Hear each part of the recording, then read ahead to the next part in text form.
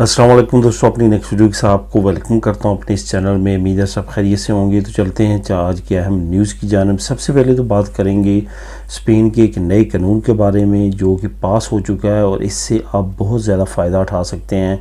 ये कानून कौन सा है, इसमें क्या नई चीज़ें ऐड की गई हैं, किस तरह से आप इससे फ़ायदा उठा सकते हैं, इस पर बात करेंगे तफसीली। इसके साथ साथ आप लोगों के साथ इसका लिंक भी शेयर करूँगा।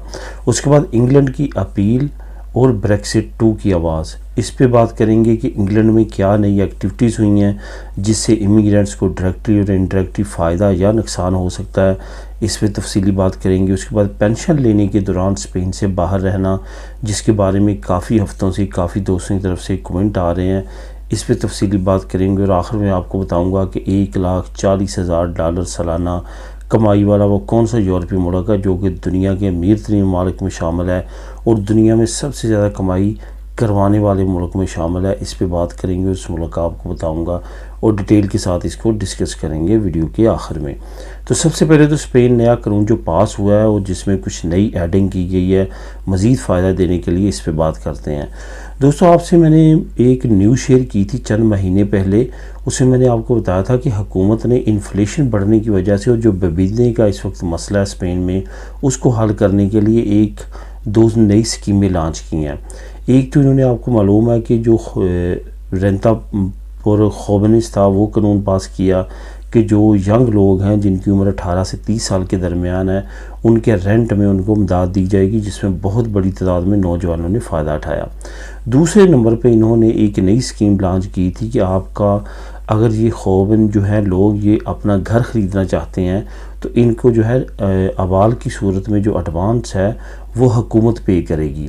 आपको मालूम है कि जब आप किसी बैंक के पास जाते हैं अपना घर ख़रीदने के लिए, तो वहाँ पे आपको अवाल पहले देना पड़ता है 20%। फॉर एग्ज़ाम्पल, अगर आप 1 लाख का घर ख़रीद रहे हैं तो आपको कम से कम 20,000 यूरो जो है आपके पास होना चाहिए। वो आप पहले अपनी जेब से पे करते हैं, बाकी जो है वो बैंक फिनांस कर देती है। तो बहुत सारी जो यंग फैमिलीज़ हैं उनको वो मसला दरपेश था कि वो जो अवाल है जो पहले 20% देना पड़ता है वो उनके पास नहीं होता था। तो उस मसले को हल किया था हुकूमत ने और उस पर उन्होंने अपडेट दी थी कि वो हुकूमत पे करेगी जो कि 20% बनता है। वो स्कीम भी लॉन्च कर दी गई है, अब आप इससे फ़ायदा उठा सकते हैं। इसके साथ साथ एक नई चीज़ ऐड की गई है जिसका बहुत ज़्यादा फ़ायदा होगा। अब उन्होंने जो खोबनिस थे 18 से 30 साल, इनके साथ साथ उन फैमिलीज़ को भी ऐड कर दिया जिन फैमिलीज़ के छोटे छोटे बच्चे हैं और वो सरवाइव करने में मुश्किलात का शिकार हैं, उनका अपना घर नहीं है, रेंट के घर पे रहते हैं, उनके लिए भी इस स्कीम को लॉन्च कर दिया गया है जो कि बहुत बड़ी स्कीम है। इस स्कीम के तहत आपको 20% जो है वो हुकूमत पे करेगी और बाकी जो है वो बैंक फिनांस करेगी और आप अपना घर ले सकेंगे। आपको सिर्फ़ और सिर्फ किस्त पे करनी है। पहले जो आप रेंट पे करते थे, अब आपको वो किस्त अदा करना पड़ेगी। इसमें जो 20% है वो हुकूमत पे करेगी जो भी आप घर लेते हैं। एक बड़ी ऑफ़र है जिससे आपको फ़ायदा उठाना है। इसमें मैं एक रिक्वायरमेंट आपको बताता चलूँ, वो फैमिलीज़ जिनकी सालाना इनकम मियाँ बीवी की दोनों की मिला के 37,000 से ज़्यादा बनती है, उनके लिए ये स्कीम नहीं है। वो अपना अवाल जो है वो ख़ुद अफोर्ड कर सकते हैं। इस वजह से हुकूमत ने उनको इस कैटेगरी से निकाल दिया, वो इस स्कीम से फ़ायदा नहीं उठा सकेंगे। अब ये आपने चेक करनी है अपने रेंते की सूरत में अपनी इनकम, क्योंकि ये रेंता ही है जो आपका शो करेगा कि आपकी कितनी इनकम बनती है सालाना। रेंते पे जो भी होगा वो आपका उसके मुताबिक, इस कानून के मुताबिक आप ले सकेंगे इमदाद। यहाँ पे ये आपको बताता चलूँ कि नीचे आपको मैं एक लिंक दे रहा हूँ जिसमें ये तमाम डिटेल जो मैं आपको बता रहा हूँ वहाँ पे दर्ज है और इसके अलावा भी मज़ीद बरीक बीनी के साथ आपको इन्फॉर्मेशन प्रोवाइड की गई है। नीचे लिंक है, लिंक नंबर 1, उसको आप क्लिक करके ख़ुद भी इसको रीड कर सकेंगे। अब बात करते हैं इंग्लैंड की अपील और ब्रेक्सिट 2 की आवाज़ पे। इंग्लैंड ने, जैसा कि आप जानते हैं कि इंग्लैंड की तरफ से काफ़ी ज़्यादा नई अपडेट्स आ रही हैं इमिग्रेंट्स को लेके, क्योंकि इंग्लैंड का इस वक्त लग ये रहा है कि सबसे बड़ा मसला है ही इमिग्रेंट्स, क्योंकि उनका तमाम इस वक्त पॉलिसीज़ का दारोमदार जो है वो इमिग्रेंट्स के गिर्द घूम रहा है। अब हुकूमत ने ये दोबारा से फ़ैसला किया है कि वो सुप्रीम कोर्ट में जाएगी और सुप्रीम कोर्ट में अब अक्टूबर तक जो है वो फ़ैसला आने की बहुत ज़्यादा उम्मीद है। किस सिलसिले में ये सुप्रीम कोर्ट में जाएगी? आपको मालूम है कि इन्होंने रवांडा में इमिग्रेंट्स को सेंड करने के लिए तमाम अपनी अदालती कार्रवाइयाँ जो हैं वो उन पे इनको फ़ैसला जो है इनके अगेंस्ट आया था। जो हाई कोर्ट के फ़ैसले थे, पहले हाई कोर्ट के फ़ैसले में ये कहा गया कि जो रवांडा का तमाम कानून है, तमाम तरीक़ाकार है, ये बिल्कुल ठीक है, कानून के मुताबिक है। उसके बाद दोबारा से एक और बंदे ने केस किया और हाई कोर्ट को बताया गया कि रवांडा के हालात ऐसे नहीं हैं इंसानी हकूक़ के कि वहाँ पे इमिग्रेंट्स को सेंड किया जाए जो कि असाइलम सीकर के लिए आते हैं। तो हुकूमत को फ़ौरन हाई कोर्ट ने यह हुक्म दिया कि इस तरह की कार्रवाई से बाज रहे कि वहाँ पे इमिग्रेंट्स को सेंड करे, क्योंकि रवांडा ख़ुद जो है वो साजगार नहीं है इन लोगों के लिए। इस पे हुकूमत ने फ़िलहाल खामोशी इख्तियार की थी, लेकिन अब अचानक से प्राइम मिनिस्टर की हदायत पे इस हाई कोर्ट के अगेंस्ट अपील दायर कर दी गई है सुप्रीम कोर्ट में। अब बहुत ज़्यादा उम्मीद है अक्टूबर तक इसका फ़ैसला आ जाएगा और अक्टूबर में फ़ाइनल हो जाएगा कि हुकूमत रवांडा इमिग्रेंट्स को भेज सकती है या नहीं भेज सकती। अगर सुप्रीम कोर्ट का ये फ़ैसला आता है कि नहीं भेज सकती, तो फिर उसके बाद हुकूमत कभी भी रवांडा इमिग्रेंट्स को सेंड नहीं कर सकेगी। ये एक बड़ी अचीवमेंट होगी इमिग्रेंट्स के लिए।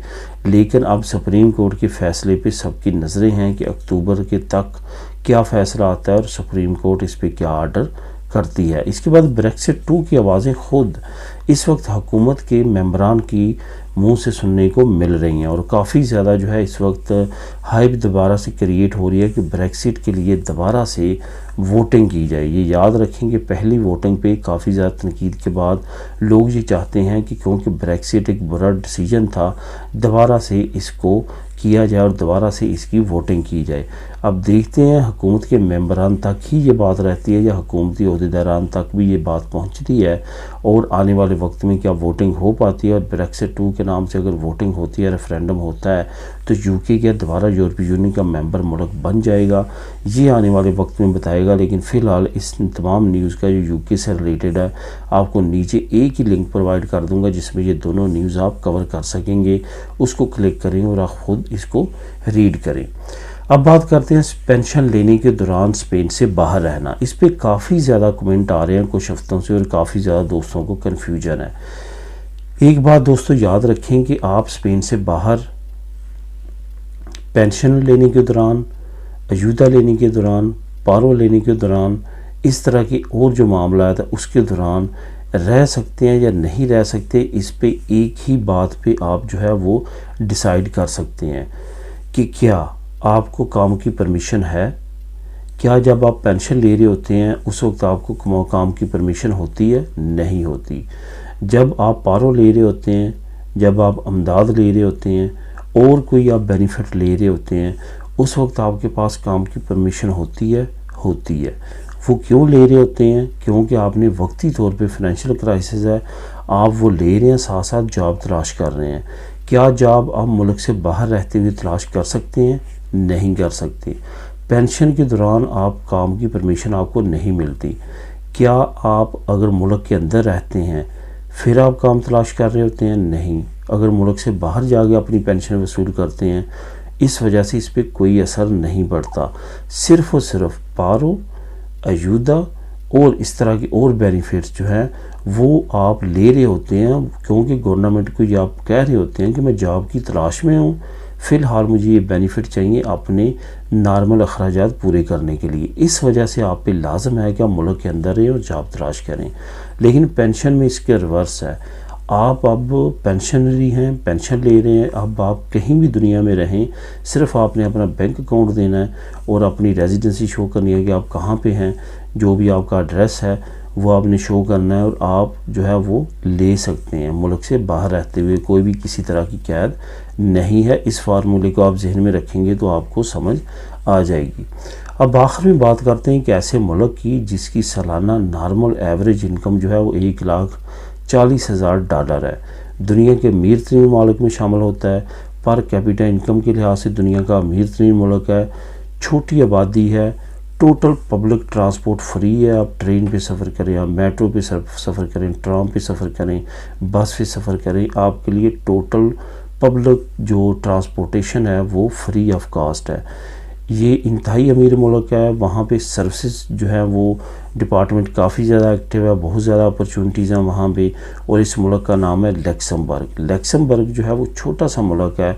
लक्समबर्ग एक और लिहाज से भी काफ़ी ज़्यादा अहमियत का हामिल है कि लक्समबर्ग वो मुल्क है जहाँ पे सबसे पहले शेंजन स्टेट का एग्रीमेंट हुआ था कि वो एक ऐसा मुल्क बनाएंगे जिसके अंदर मुख्तलिफ रियासतें होंगी, उनकी एक ही करेंसी होगी, उनके बॉर्डर ओपन होंगे। तो उस वक्त शेंजन स्टेट वजूद में आई थी। उसके चंद साल बाद फिर मज़ीद इसमें इजाफा होता गया और बाकी जो शेंजन दूसरे ममालिक थे वो उसमें शामिल हुए। जो फ़ौरन इसमें शामिल हुए थे वो फ्रांस था, बेल्जियम था, नीदरलैंड था, जर्मनी था। ये वो मुल्क थे जिन्होंने सबसे पहले लक्समबर्ग में बैठ के जो है वो सिग्नेचर किए। तो लक्समबर्ग को भी इसमें शामिल किया था और ये एक शेंजन की सूरत में ही हमारे सामने एक नया ग्रुप लेके आए थे। तो दोस्तों काफ़ी अहम मुल्क है। वहाँ पे अपॉर्चुनिटीज़ भी काफ़ी ज़्यादा है। अगर आप वहाँ पे विज़िट करना चाहते हैं, जाना चाहते हैं, तो वहाँ पे आपको जाकर मज़ीद उसके बारे में पता चल सकता है और मज़ीद मालूमात मिल सकती है। काफ़ी अहमियत का हामिल मुल्क है और इनकम पॉइंट ऑफ व्यू से, कमाई पॉइंट ऑफ व्यू से काफ़ी अच्छा है। तो दोस्तों ये थी आज की अहम न्यूज़ और इन्फॉर्मेशन। मिलेंगे नेक्स्ट वीडियो में नई अपडेट्स के साथ। अल्लाह हाफिज़।